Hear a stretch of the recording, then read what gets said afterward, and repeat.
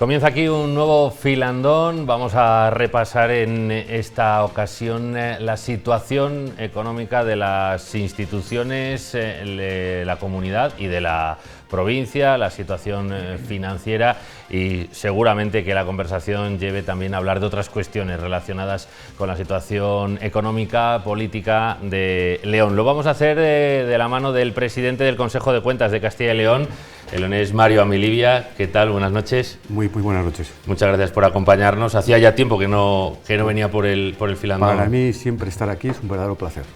Pues analizaremos esa actualidad con Mario Amilibia y, por supuesto, también con el director del Diario de León, con Joaquín Sánchez Torné. Muy buenas noches. Buenas noches. También gracias por estar en este filandón, que comenzamos con una pregunta un poco genérica, pero luego iremos ya concretando en diversos aspectos. Y para ir poniéndonos un poco en situación, ¿cuál diría que es la salud económica de las instituciones en Castilla y León y sobre todo en la provincia de León? Bueno, el Consejo de Cuentas fiscaliza, de una parte, el sector público de la comunidad, incluidas sus universidades públicas, y de otra, el sector público local, que está conformado por 4.740 entidades locales, que se dice pronto, de las cuales, también se dice pronto, 1.476, o 78, si no me equivoco, están en la provincia de León. León tiene la característica, por ejemplo, de ser la provincia que más juntas vencidas tiene, entidades vecinales de España, no de Castilla y León. Tenemos el 55% de las de Castilla y León y cerca del 40% del conjunto de España. La salud pública, nosotros fiscalizamos aproximadamente unos 17.000 millones de euros, unos 13.000 de la comunidad autónoma.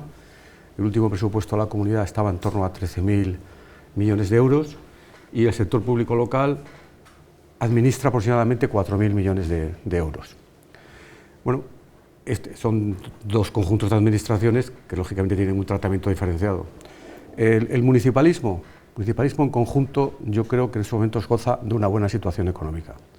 No solamente porque ha dispuesto de importantes fondos europeos, sino fundamentalmente porque la Ley de Racionalización y Sostenibilidad del año 13 trajo como consecuencia una aplicación estricta de las reglas fiscales y del uso también de los remanentes, que ha permitido que los ayuntamientos, pues casi hoy, el 99% tengan remanentes en sus cuentas ordinarias, tengan superávit en su ejecución presupuestaria y casi no tengan deuda financiera. Tiene una deuda financiera muy pequeña, se concentra básicamente en 3 o 4 ayuntamientos de Castilla y León y todos grandes, fundamentalmente, pues si no me equivoco, en Burgos, que es el ayuntamiento más endeudado de Castilla y León, León, que también mantiene una deuda importante, San Adrián del Rabanedo, que es el ayuntamiento más endeudado de la comunidad autónoma, que duplica la deuda del resto de los ayuntamientos de Castilla y León. Pero en conjunto, con una deuda financiera y una deuda viva muy baja y con dinero en caja. Tienen todos en el conjunto de dinero en caja, tienen más dinero en caja que deuda financiera. Y en relación a la comunidad autónoma, como todas las comunidades autónomas, pues en este momento estamos en una época de suspensión de las reglas fiscales, tiene un alto endeudamiento, pero tiene un endeudamiento que está aproximadamente en el 20,3% de su carga fiscal en relación con su Producto Interior Bruto, que es 3 puntos inferior a la media de la deuda de las comunidades autónomas. Es decir, el conjunto de la deuda de Castilla y León representa el 4% de la deuda total de las comunidades autónomas. Y es 1.000 y pico euros inferior la deuda per cápita de un castellano o leonés en relación con la deuda de otro miembro de otra comunidad autónoma. Es decir, la calificación crediticia de la deuda es positiva, por los agentes que lo deben hacer. Es decir, ello no significa, lógicamente, que la situación de la deuda, como cualquier situación similar, sea preocupante. Pero es comparativamente mejor, sin duda, que la de otras comunidades autónomas. Yo no soy defensor de que las instituciones públicas se endeuden excesivamente, pero no entiendo muy bien por qué hay comunidades autónomas o ayuntamientos o diputaciones que sí pueden endeudarse por encima de X, que es lo permitido por la ley del Estado, y otras no. Es decir, y me refiero, bueno, pues, ayuntamientos, bueno, pues, por ejemplo, la Comunidad Autónoma de Cataluña tiene un endeudamiento muy por encima de lo que tiene Castilla y León, y sin embargo, pues tienen mejores servicios que nosotros. Bueno, eso no sé exactamente que tengan mejores servicios que nosotros, no lo sé, ¿verdad? Si vamos a los barómetros públicos de sanidad, educación y servicios sociales, los servicios públicos esenciales se prestan mejor en Castilla y León que en este momento en Cataluña, barómetros públicos, no opiniones mías. Fundamentalmente pero me refería a los transportes, sobre todo. Sí, bueno, efectivamente. Tienen más infraestructuras, tienen más inversión pública, ahí estamos de acuerdo. Hay que distinguir dos cuestiones. Una es la deuda que tú puedes tener, y otra es la composición de la cartera de la deuda. Es decir, hasta Cataluña debe al Fondo de Liquidez Autonómica o al Fondo de Financiación Autonómica, que es un fondo creado por el Estado, pues aproximadamente 68.000 millones de euros, solamente a ese fondo. Nosotros a ese fondo le debemos 2.350 millones de euros. Andalucía está en torno a 26.000 millones de euros que le debe al FLA, o al Fondo de Financiación Autonómica, y la tercera comunidad que debe más de 35.000 millones es Valencia. Es decir, el Fondo de Financiación Autonómica, con el Fondo de Facilidad Financiera, se crea en un momento dado en que las comunidades autónomas tienen dificultad para ascender al mercado de capitales, en buenas condiciones. Castilla y León nunca tuvo esa dificultad. Castilla y León siempre pudo acceder al mercado de capitales y, de hecho, la cartera de la deuda de Castilla y León es fundamentalmente deuda con entidades financieras residentes en Castilla y León. A partir del año 2018 cambia la regulación del Fondo de Facilidad Financiera y se excluye aquellas comunidades autónomas que no han cumplido las reglas fiscales en el año 18, es decir, que su déficit público, su objetivo de deuda, o su regla de gasto no se ajustan a lo establecido. Eso es lo que ocurrió en Castilla y León en el año 2018. Y como consecuencia de eso, nosotros no podemos acceder al FLA. Desde el año 2018, Castilla y León intenta acceder al Fondo de Financiación de la SED y no puede. No puede porque no se le permite por su actual regulación. Cuando en este momento sí puede tener mejores condiciones que las que te puede dar una entidad financiera concreta con la Comunidad Autónoma de Castilla y León. ¿Eso qué está ocurriendo? Pues está ocurriendo que en este momento nosotros solo tenemos del FLA 2.200 y pico millones, Cataluña tiene casi 65.000 y se está haciendo un debate, que yo creo que hay que hablarlo con claridad porque no tiene sentido, de que a algunas comunidades autónomas se les quiere condonar estrictamente lo que está en el FLA, en el Fondo de Financiación Autonómica, y con abstracción, por ejemplo, de la prestación de los servicios públicos esenciales. Lo lógico es que hubiera un criterio general, es decir, a usted le voy a condonar la deuda en estos términos. Y claro, Castilla y León en ese sentido estaría gravísimamente perjudicada, como lo saldría Madrid, que tiene 0, como lo saldría Galicia, que tiene 900 millones de euros en el FLA, etcétera, etcétera, etcétera. Es decir, sí, pero esto que lo propone el Gobierno, sí, para reducir la deuda en Cataluña, para reducir la deuda, se aprovecha también Valencia, se aprovecha también Andalucía, pero claro, nosotros no podemos aprovecharlos porque no tenemos ese nivel de endeudamiento, no teníamos esa posibilidad. Pero bueno, al final la pregunta para un Consejo de Cuentas es ¿por qué unos sí y otros no? Es decir, claro, el ciudadano es que yo creo los que informes o las cosas que hace el Consejo de Cuentas no son vinculantes.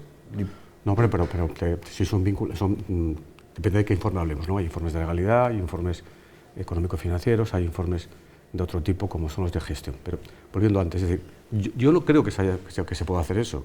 O sea, yo lo que estoy advirtiendo es de lo que se quiere hacer, pero creo que no se puede hacer, porque la Constitución habla claramente de reconocer el derecho de las nacionalidades y regiones a convertirse en comunidades autónomas y de la solidaridad entre todas ellas.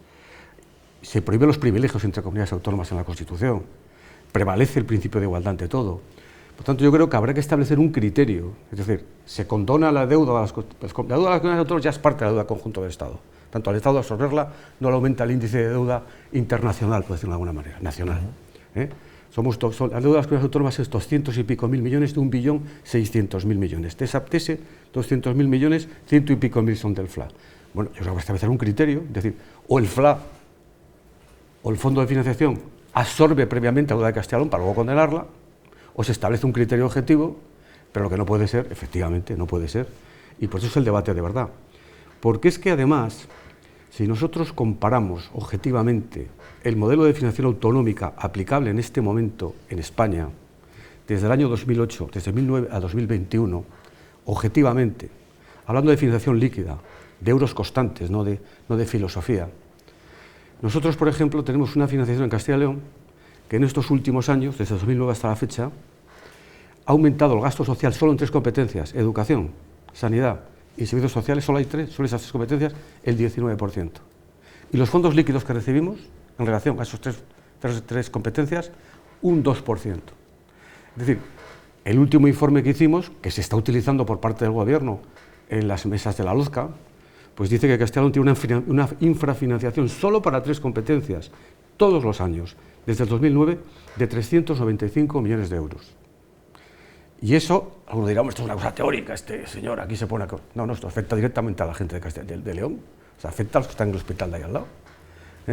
Nos afecta a todos. Perdón, quería, aprovechando de comentar eso, si podíamos andar un poco en eso, en cómo afecta realmente, para que también la gente lo entienda, pues esa falta de financiación, cómo afecta, pues citaba por ejemplo el Hospital de León, supongo que es reducción de los recursos que tienen disponibles, ¿cómo afectan esas cuestiones concretas? Pues mira, afecta de la siguiente manera. Cuando tú luego vas a ver la ejecución presupuestaria real, por tanto es un presupuesto de la Comunidad Autónoma de Castilla y León, y vas a analizar la ejecución funcional del gasto, en qué se gasta realmente el dinero de la comunidad, en qué se gastan realmente los 13.200 millones de euros, al final llegas a la conclusión, que es absolutamente objetiva, que Castilla y León es educación, sanidad y servicios sociales. La educación, en los últimos presupuestos, fundamentalmente con el COVID, se ha llegado a llevar el 50% del presupuesto de Castilla y León. Es decir, no merma la calidad de la sanidad, pero se va el dinero a la sanidad, se va a la educación y se va a servicios sociales. ¿Dónde está la merma? Aquí se ha dicho, es decir, hay más infraestructuras en Cataluña. Hombre, si tú tienes casi comprometido el 70 de cada 100 euros en atender a los servicios públicos esenciales y solo tienes 30 para acometer gastos de carácter general y otras políticas, pues mire usted, difícilmente a veces podemos equipararnos. Y tenemos derecho a ello. Sí, eso es lo que yo preguntaba al principio. El coste de los servicios públicos no es lo mismo en comunidades autónomas de tamaño pequeño y mucha población que de tamaño grande y poca población, que es lo que nos ocurre en Castilla y León. En una provincia como León ocurre eso, y si tú gastas una gran parte de ese presupuesto en esas 3 cuestiones, en servicios sociales, educación y sanidad, no lo estás gastando en infraestructuras. Ese es el problema. Pero me ha llamado la atención un dato que ha dicho al comienzo, que es que hay muchos ayuntamientos en la comunidad autónoma con dinero en caja. La teoría es que los ayuntamientos no deberían tener dinero en caja, es decir, que tenían que ir a una ejecución presupuestaria del 100%, es decir, X ingresos, los mismos gastos, es decir, presupuesto final 0. Sí. Si me permites, acabo con un comentario de la pregunta anterior, ¿no? Porque otra cosa es la financiación autonómica, la financiación que se reparte entre todos. Y ahí, como tú bien decías, no se ponderan la dispersión territorial, el envejecimiento y la despoblación, que lo mandata el Estatuto, y solo se fija en criterios poblacionales. Y eso es lo que estamos discutiendo. El municipalismo en Castilla y León es totalmente diverso. Nada tienen que ver las capitales de provincia o las diputaciones provinciales con el pequeño municipalismo, que a veces tiene dificultad hasta para ejecutar obras. Es decir, y hablamos en este caso de datos agregados de todo el municipalismo, pero cada municipio, lo dice la propia autonomía local, es distinto. Por ejemplo, las diputaciones se han caracterizado por tener grandes remanentes de tesorería para gastos generales, lo cual yo creo que es un error, es decir, porque demuestra en cierta manera, no necesariamente, pero demuestra en cierta manera falta de ejecución presupuestaria. No se puede tener remanentes de 100 y pico millones de euros todos los años en las diputaciones. Yo lo llamo mala gestión. Bueno, pues muy bien. Que es como pero puede haber otros matices, comprensible, ¿no? Para el ciudadano, ¿no? No tienen deuda, tienen remanente de tesorería para gastos generales, muchas de ellas superiores a los 150 millones de euros. Repito, no tienen deuda financiera, no tienen deuda viva, pues no tiene mucho sentido que ese dinero no se emplee en atender a los pequeños municipios, que son su obligación. Porque a veces yo creo que las diputaciones olvidamos para qué están hechas. Dicen, es que habría que tener un servicio de asistencia a las diputaciones que les ayudara a rendir cuentas. Es que para eso está la diputación. Es que habría que tener un servicio de administración electrónica que permitiera que los ayuntamientos pequeños tuvieran administración electrónica y ciber... Es que para eso está hecha la diputación. La diputación no está hecha para hacer auditorios en las ciudades. Las diputaciones están hechas para atender a los pequeños municipios. Y por lo tanto hay que centrar las cosas en su conjunto, ¿no? Sí, a los municipios de menos de 20.000 habitantes. En León, en la provincia de León, hay muchos municipios de 3.000, 4.000, 5.000 habitantes y algunos más, obviamente, como Ponferrada, pero a los pequeños, que los teóricamente debería atenderlos sobre todo para la ejecución de cuentas o para presentar esas cuentas que tienen que presentar al Consejo de Cuentas, entre otros, sí. El servicio de asistencia a municipios. Pero el servicio de asistencia a municipios, hay ayuntamientos pequeños que dicen que no funciona, que no les atiende. Es que es muy curioso, porque hicimos un informe sobre los ayuntamientos más incumplidores de Castilla y León, que eran 38, ¿no? Y casi todos no rendían cuentas porque no tenían medios materiales o medios humanos. Secretario, interventor... Y entonces decía, había una pregunta en el informe que les preguntaba a estos 38 ayuntamientos. ¿Cómo lo van a solucionar esto ustedes para rendir cuentas? Sin rendir cuentas, en los últimos 20 años, más de 10. ¿Van a ir a la Diputación? La mayoría decía que no, que irían a empresas privadas, o hay falta de pedagogía por falta de algunas diputaciones, o efectivamente esos servicios no funcionan adecuadamente. Servicios cofinanciados por la comunidad autónoma. Y yo creo que servicios que tienen que estar muchísimo más dotados. El Colegio de Secretarios de Castilla y León hizo una propuesta que a mí me parece discutible, ¿no? Pero bueno, pero es opinable, que los servicios de asistencia técnica o de municipios de las diputaciones contuvieran a todos los secretarios e interventores, que los pequeños ayuntamientos, por ejemplo inferiores a 1000 habitantes, tuvieran simplemente administrativos y que las cuentas se rindieran con esos interventores de esa superdiputación que sería el superayuntamiento de la provincia. Pues a mí no me parece ninguna cosa. O sea, si queremos mantener una estructura con 2.248 ayuntamientos, con más de 2.000 entidades locales menores, León con 211 ayuntamientos, 1.476, bien es cierto, y perdonadme que me contradiga, que eso es lógico, que los datos de rendición de cuentas son positivos, ¿eh? O sea que al final, cuando uno ve los datos de León, en este momento están en el 80% y están en entidades locales menores en el 70%. Entidades locales menores, juntas vecinales. Es decir, que hay una gran responsabilidad, que siempre hay que ponerla en valor, de los representantes de esas juntas vecinales, de esos pequeños municipios, que no tienen ningún tipo de compensación, que no tienen ningún tipo de sueldo, que son el vecino de guardia, que están allí para que les llamen para cualquier asunto, sea o no su competencia, y que además rinden cuentas. El 70% de las juntas vecinales y el 80% de los ayuntamientos. No, si lo que llama la atención es que haya un porcentaje proporcionalmente mucho más alto de juntas vecinales que cumplen, que ayuntamientos que deberían tener una estructura, que la tienen además, 80-70. Una estructura mucho mayor, y sin embargo rinden menos. Bueno, por ejemplo, la comarca del Bierzo no ha rendido las últimas 6 veces, ahora está rindiendo cuentas, pero que la comarca del Bierzo, aunque tenga un presupuesto escaso, no rinda cuentas 6 ejercicios continuados, pone en evidencia los 38 ayuntamientos del Bierzo que rinden cuentas. Por ejemplo, decir, que rinda fuera de plaza una diputación, un ayuntamiento de una capital, pues no tiene explicación, porque tiene medios técnicos y medios humanos de sobra, ¿no? Es decir, pero es una situación bastante positiva, porque somos la 5ª comunidad en datos de rendición de cuentas de España y somos la única que no tiene medidas de carácter coercitivo para exigir la rendición. Tenemos alguna medida de carácter coercitivo, pero las que tienen mejores datos son las que, por ejemplo, vinculan todo tipo de pagos y subvenciones a ese ayuntamiento a que rinda cuentas. Todo tipo de pagos y subvenciones. Y por lo tanto rinden cuentas el 99%. Ampliamos el espectro de instituciones a las académicas, también van a fiscalizar a las universidades, y ahora la de León, bueno, cada una tiene sus novedades, pero por centrarnos en la de León, quiere incorporar ese grado de medicina y también va a necesitar financiación. Supongo que ahí también hay que hacer números, ¿no?, para que todo ese servicio salga adelante. No sé cómo es esa rendición de cuentas. Todas las universidades están fundamentalmente financiadas por la comunidad autónoma.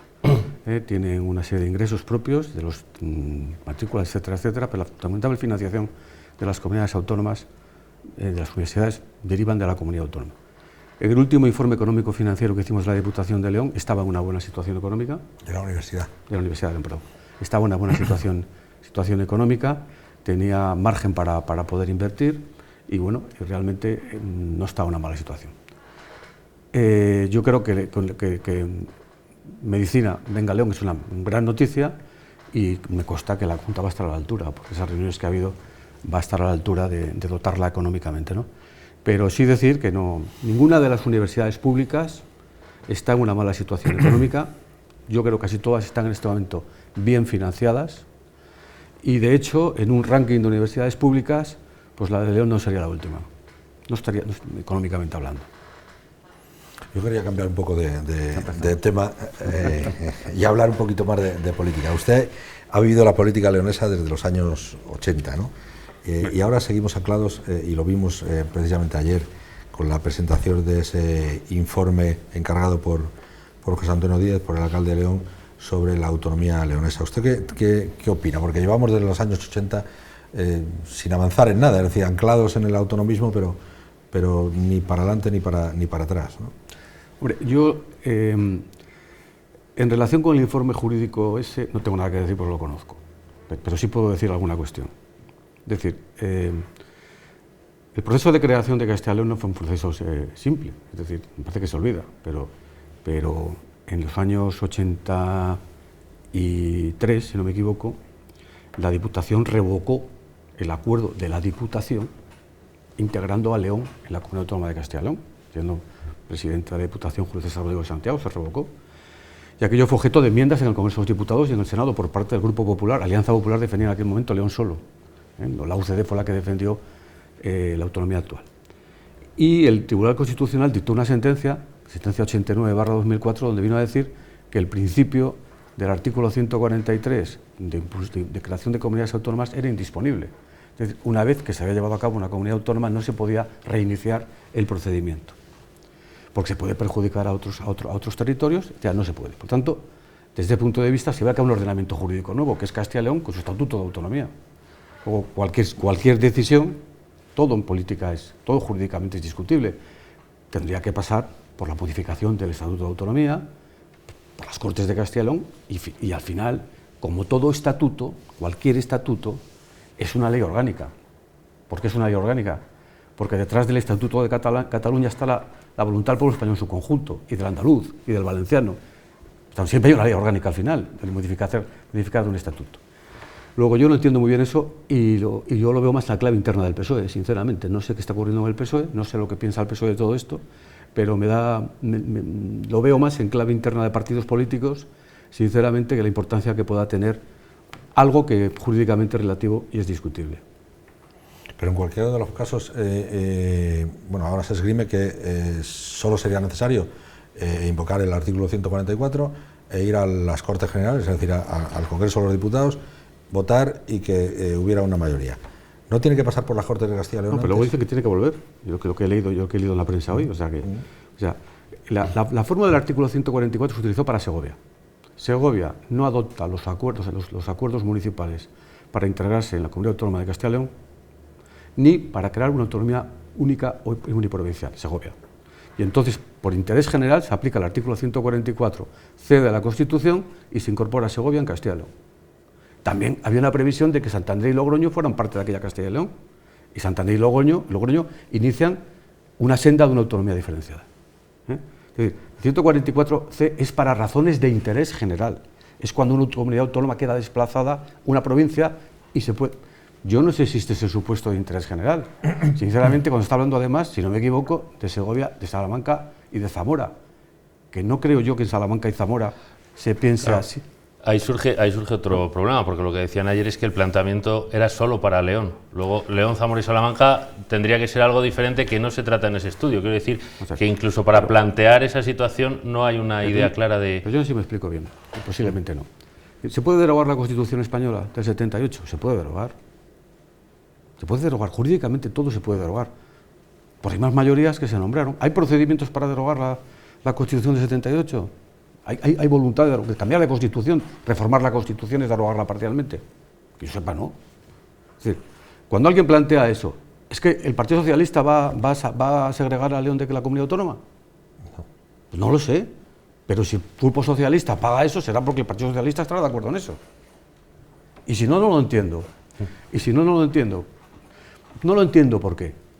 Porque aquí se ha dicho, llevamos ya muchos años, a veces hablando de estas cosas demasiado, a mi juicio,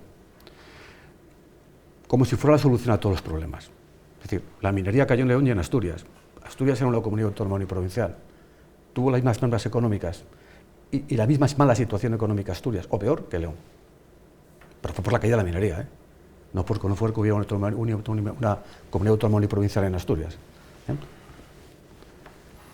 Es decir, no creo que se arregle Torneros, si es que Torneros es tan importante, que ya parece una broma, porque yo cuando fui humildemente alcalde, impulsamos el parque tecnológico y la segunda parte del Polígono Industrial de León y Onzonilla. Y la Junta impulsó el famoso polígono de Villadangos.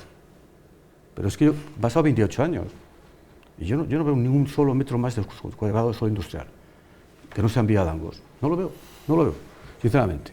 Sé que hay voluntad de hacerlo, pero yo creo como leones que a mí me preocupa. Diga usted, dígame qué pasa con Torneros. Dígame usted si el tren que llega o no llega aquí a la estación de Feve. Y si se podría hacer un gran lanzamiento turístico y económico de un tren que puede ser, desde el punto de vista de la hostelería, puede ser un valor para León, porque pocas ciudades en Europa pueden decir que a 20 minutos tienen montaña. ¿Qué pasa con el Emperador? Que yo lo intenté comprar y lo compraron rapidísimamente. Después, para una solución urgente.